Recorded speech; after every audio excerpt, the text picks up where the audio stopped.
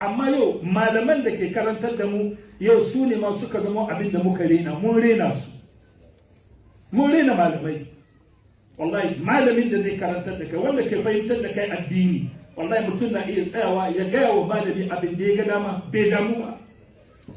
To muna roƙon Allah fi da mu cikin irin wa'annan mutane. Mu je gaba.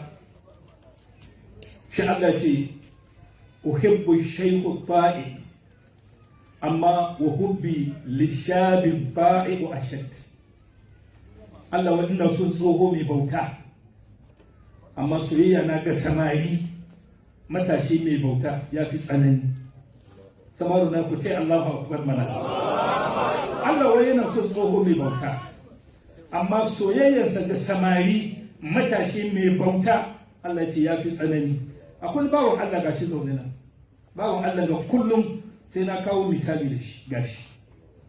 Tun da muka soma wa'azi sabon zango, lokacin ka ganci ka ce balarabe ne jawur da shi, amma ka ga girma ya zo, farin ya tushe. Bawon Allah ga tun da na fara da'awa, almost getting to 40 years da bawon Allah ga muka fara.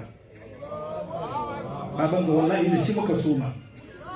To kaga irin wa'anga su an malam doki kayan ka naka kuma da shi kan. To su wa'anga su Allah yake yana son su.